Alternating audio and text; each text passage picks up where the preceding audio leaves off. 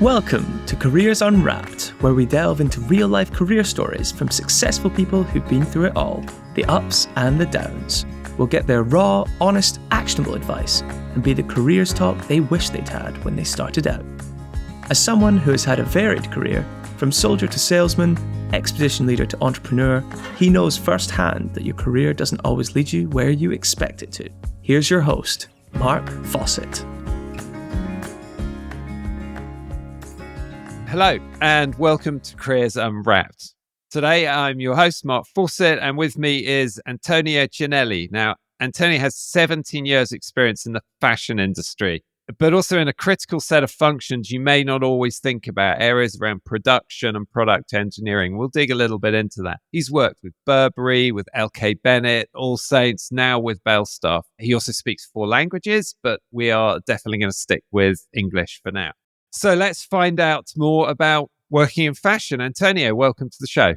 Thank you so much, and hello, everyone.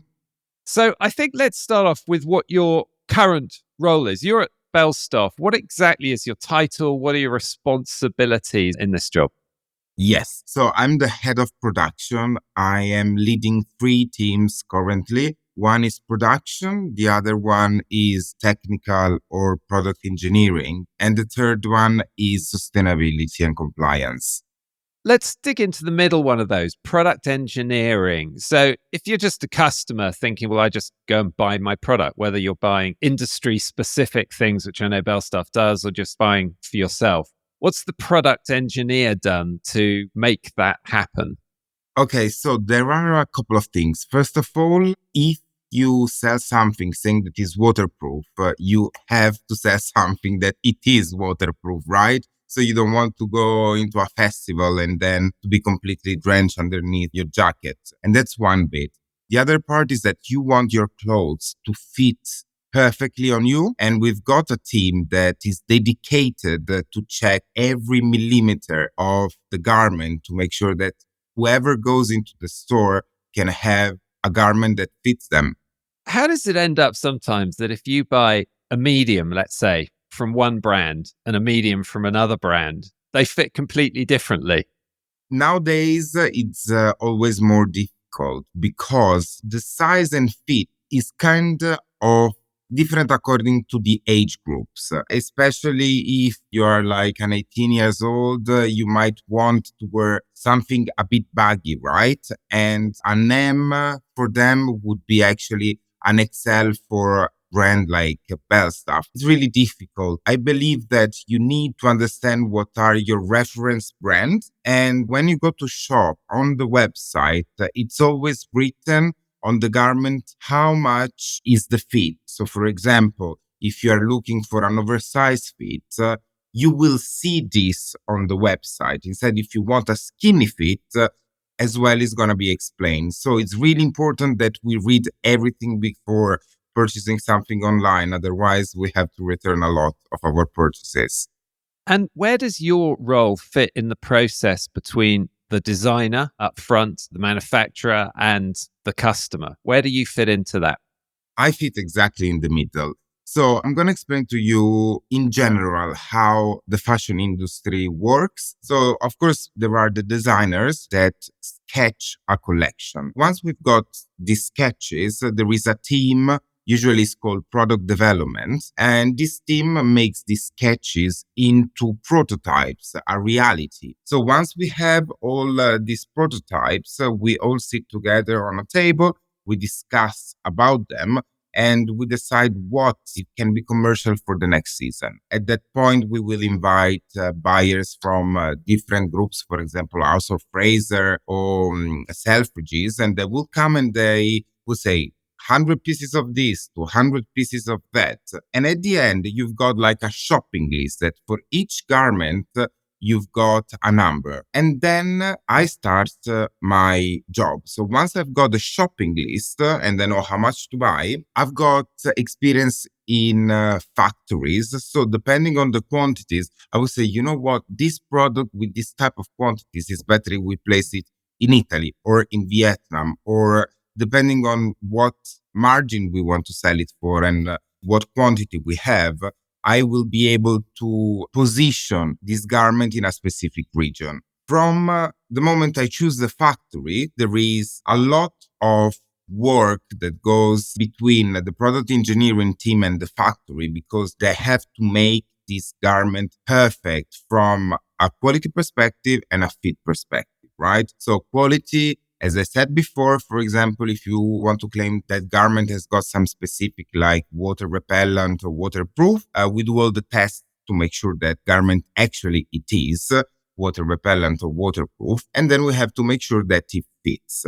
Once we are happy with the fit, we start with the production. The production is a very complicated bit because it's very mathematical. You have to calculate how many weeks you need to produce the garment. And not only the garment, how many weeks you need to order all the components that go into that garment, right? So once you do all this mathematical stuff, you know when more or less is going to be your launch in store. And you have to keep on top of the factory to make sure that they are delivering the product on time. So once the products are actually made and they're shipped out, my job finishes and it goes into another team that is the logistics team that will make sure that all the partners and all our stores will have the goods. In your experience, how close are designers to the reality of production? Do they design knowing exactly how this is going to be made? Or sometimes is it just beautiful drawings that you look at and think, that's going to be really tough to make? Well, it's very important to have someone in my position in a very good relationship with the designer, because in this way we can commercialize a product from their idea. For example, if I know that I can only spend a specific amount of money to produce a garment and I see this beautiful sketch with 100 million different things, I need to go to the designer and say, look, it's a fantastic sketch. However, it's not going to be possible for us to commercialize it for that specific price. And that's also when you get a bit of the division between fast fashion, high street, accessible luxury, and luxury. In accessible luxury and luxury, the designer will have some options that they're not restricted by spend. So they can actually design whatever they want, and we can spend as much money as we want because those are the top pieces that make fashion. But then, of course, a lot of the money doesn't come from this part, right? So we also have something a bit more commercial that is still very beautiful, but a bit easier and also can sell to the masses. Us outside the industry will get our impression of the fashion industry mostly from television, from movies, from books. And it comes across in those variants as dramatic, as emotional, as designers, as sort of prima donnas. And how close is that to the reality of your experience as you've gone through your career? It happens. It happens, and sometimes it's completely heartbreaking. I'm going back like over 10 years. I remember that we had a fashion show about in a couple of weeks. We had all the material and the factories were doing all the garments for the fashion show. And then this creative director said, I changed idea. This is all shit. So now I want this. And we were actually, you can't do that. I said, I can do whatever I want. And we were literally working 24 hours crying. And the factory as well was working very hard. But then we were able to deliver the vision of the designer. And it was very well received. So yes, sometimes, especially on high luxury, it's true, we can have some of these prima donna behaviors, but it's not the rule. It's like in anything in life, sometimes some people are a bit more crazy than others, but definitely it's true. There are some that are like this. What you do now sounds really interesting because it's obviously absolutely critical to the process. In other words, nothing appears in the catalogs, nothing appears online, nothing appears on the shelves without the role that you do in this. So how did you get there and what are the training and skills that you need? My story is completely random. So I came after my master's degree in economics to have like 1 year in London and do just enjoying life. However, after a couple of weeks, I met some people in a pub. They were Italian. We started to speak. And they said, "What are you doing?" "Ah, well, I work in fashion. I work for Burberry." I said, "Oh, that's going to be interesting." So I said, "Oh, maybe I could start to do something there, because I didn't have much money at the time." So I said, "Okay, let me send a CV." And yes, I started as a temporary data entry. What I was doing is basically inputting numbers into a system from 9 o'clock in the morning until 6 p.m. I didn't even understand what really I was doing. I was just literally inputting number. And then I started to learn what that meant. And because I had a lot of training in mathematics, and I was good with numbers, I said, actually, this instead of a part-time job, just because I don't know what to do, it can be something very interesting. And I started to study Excel. Excel is fundamental for what I do. Everything is done in Excel. Without Excel, my role wouldn't exist. I mean, it's super important. So my advice for everyone that is coming out of a course or university is just do Excel. Otherwise, without this knowledge and without a preparation in numbers, you won't be able to succeed within the production industry. I mean, there are a lot of roles in the fashion industry. Some are much more creative of what I'm doing, right? My part is not the sexy part. My part is trying to make money for the business, try to find a factory that can hit the delivery date that we want, for the quality that we want, and for the margin that we want.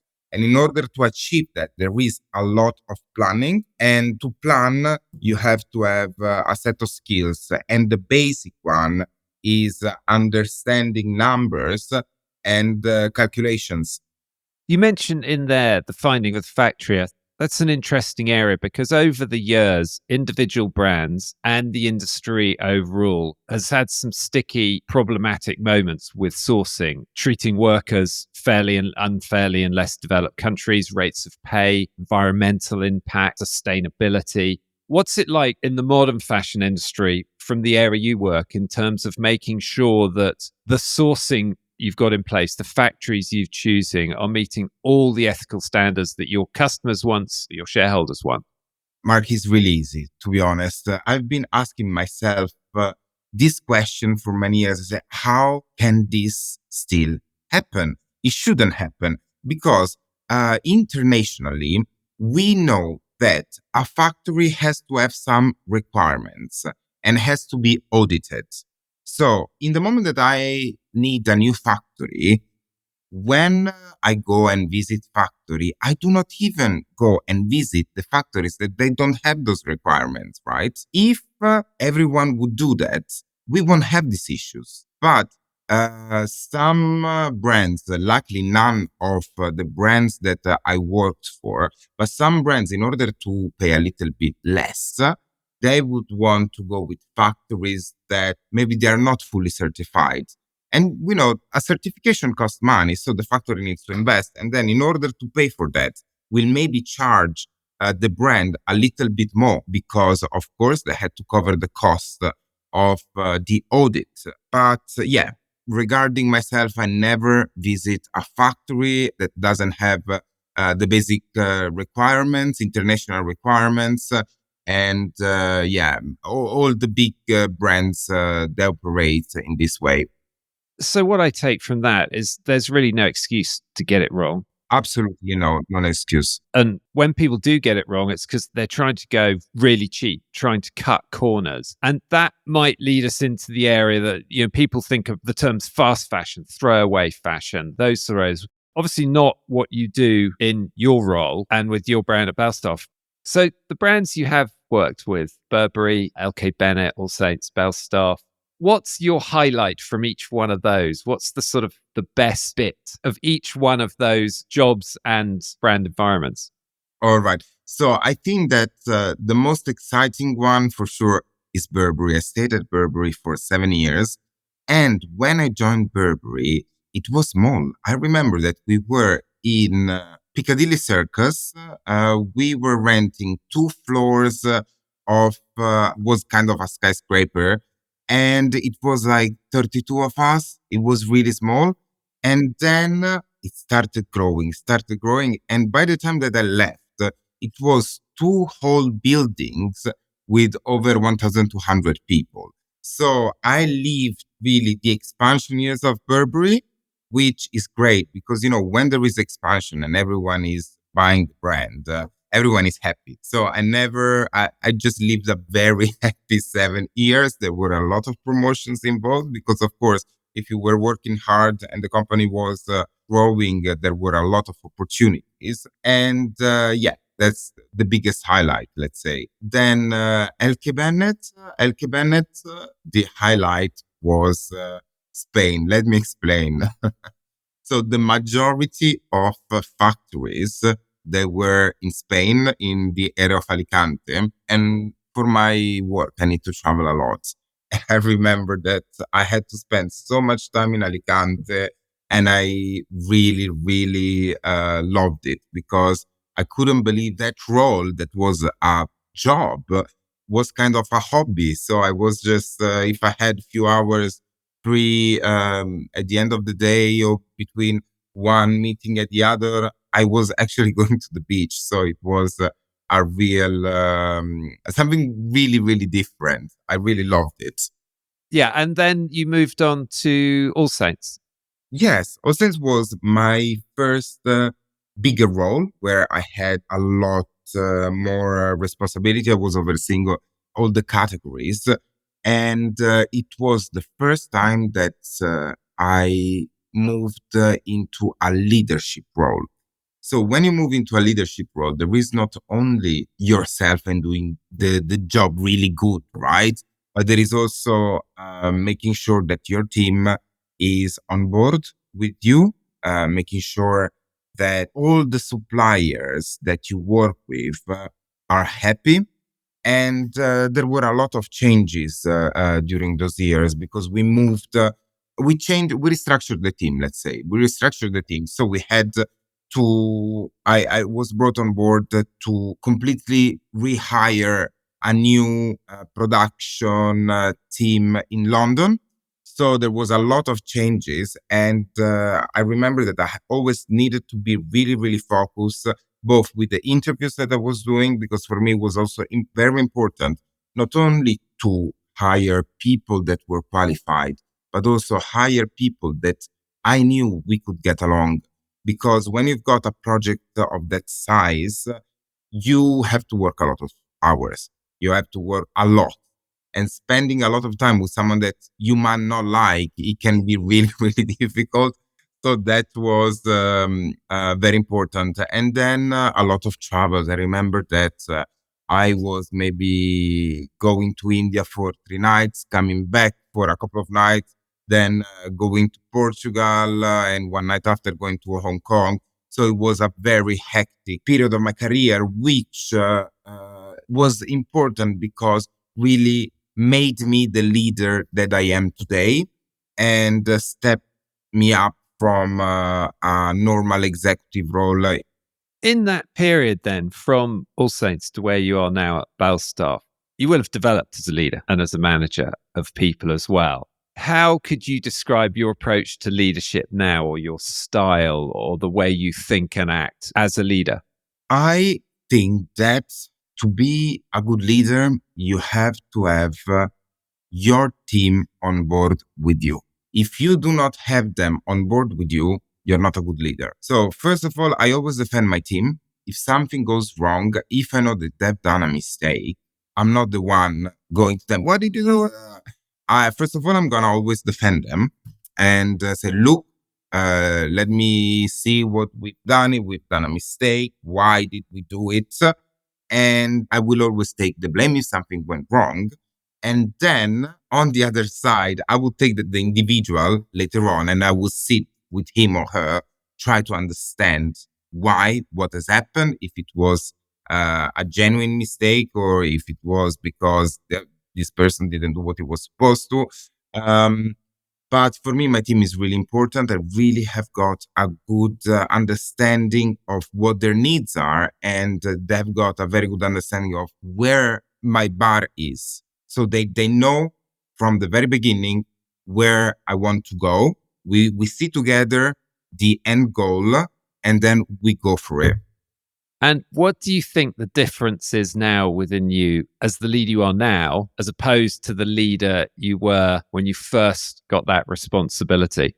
Well, I am much more empathic. So before I was driven by the objective, the company objective, by the results, mostly. Before there was that. So I needed to get that over the line. I needed to accomplish that objective.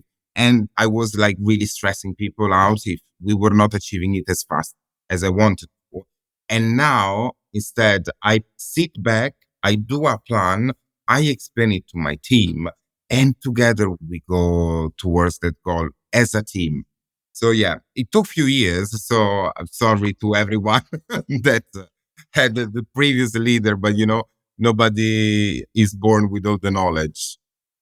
I think that's so true. The first time that anybody is put into a leadership position, they'll look back several years later and realize those first few people for whom they were responsible were actually just the guinea pigs and the test case on which they practice. And hopefully people who become good leaders were at least thoughtful and empathetic enough to think, what am I doing well? What aren't I doing well? But you're not going to get it perfect from day one. And your route along the way has been fascinating, from what you've described, from Burberry to LK Bennett to AllSaints and onto Belstaff now. So I almost wonder now if you could, with a bit of hindsight, go back to 18-year-old Antonio and say, look, this is my advice. Don't do this and do this. What might you say to your younger self to advise them in progressing their career? I would say study Excel. Study Excel, because once you learn it, you make your life so much easier. And also listen to the people that are a bit more senior than you. I was really cocky sometimes. I say, oh yeah, I know it all. And now I would say actually they've been, I really got respect for hierarchy now. But before, when I was younger, I was thinking that it didn't matter how long a person was in the role, and all of that. And I think that also nowadays, this is where a lot of company believe that anyone can do the career as fast as they want, right? So if you are maybe 20 years old, you think, I should have that managerial position. But maybe it's true. However, I believe that experience, it comes with age. Experience comes with years. And I would tell myself to be respectful of more senior people and also try to absorb as much as possible from them. With that earlier age cockiness in mind, asking you for an honest answer here, what can you think back as one of the biggest mistakes or the biggest screw ups you've made along the way that you look back and go, oh, I can't believe I did that? Well, there was, I don't know, 14, 15 years ago, a manager, and I was like, I don't remember if I was an assistant or a coordinator. Can I say name? Yeah, let me say the name. There was this manager called Paola Zanetto, and I just couldn't tender, right? So whatever she was telling me, I was not doing it or trying to prove her wrong, because me and her, even if I was an assistant and she was a manager, we both were reporting into the same director. So I didn't feel that she could do anything to me, right?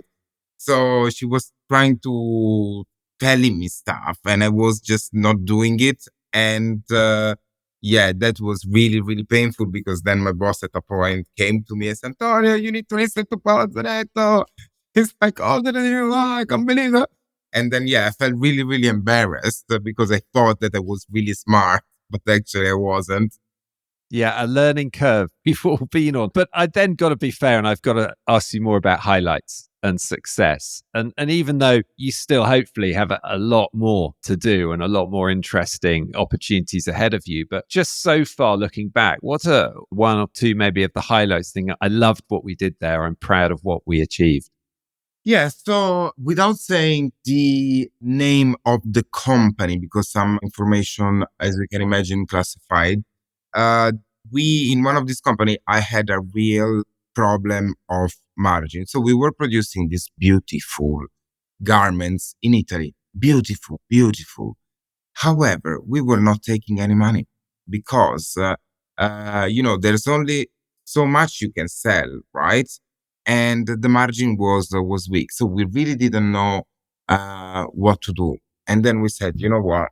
Let's try to source this somewhere else. Let's try to go to the Far East. And everyone was, no, but you're crazy. I said, guys, honestly, do we want to make money or not? Because if we do want to make money, well, that's the way. Because I'm responsible here for the supply chain, right? And I am not achieving my goal if we stay in Italy. I'm sure that in Vietnam there are, I already heard that there were some very good factories for that specific product in Vietnam. And then I jumped on a plane and I went sourcing and I found this factory and everyone was telling me, Antonio, you're crazy. And then a lot of people from the commercial team. The commercial team is the team that deals with House of Fraser, Arrows, etc. So the commercial team were saying, Antonio, but you cannot change the country of origin of one of our best sellers. So I had basically everyone against me. And finally, I was able to deliver 14 points of margin from Vietnam with a perfect product, and nobody could actually see the difference. So that was one of my biggest achievements.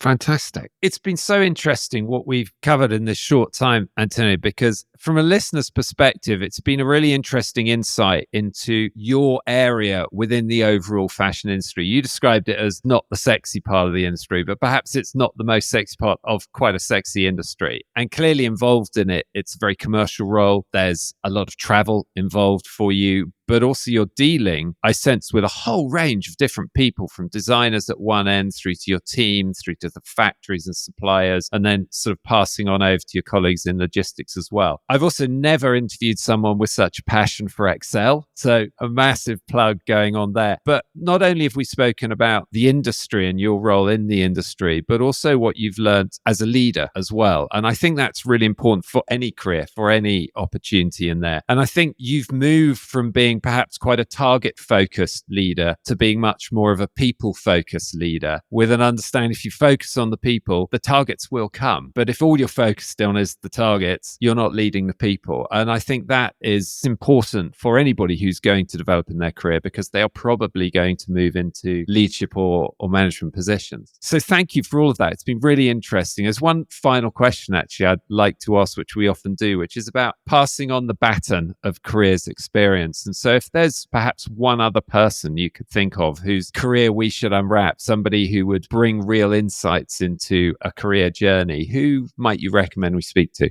One of my greatest friends is called Borian. Borian is now the CEO of an energy company based in Saudi Arabia. And we are friends since over 30 years from Milan. And he still is a very humble person that had a phenomenal career. So I definitely think that he's one of my inspirations. That's why I'm mentioning him. Borian is on our target list then. Antonio, thank you so much for sharing all of your experience, your career journey, but also really good insights into what it might feel like into working in the fashion industry. And also importantly, the routes into it are varied. If you've got a passion, then there's a route and you can play a role in industry if that's what interests you. So Antonio, thank you very much for joining us on Careers Unwrapped. Thanks, Mark. This podcast is sponsored by We Are Futures. To find out more about We Are Futures and how we can introduce your brand, business, or organization to the mass markets of tomorrow, visit www.wearefutures.com. Make sure to search for Careers Unwrapped in Apple Podcasts, Spotify, Google Podcasts, or anywhere else podcasts are found. Remember to click subscribe so you don't miss out on any future episodes. On behalf of the team here at We Are Futures, thanks for listening.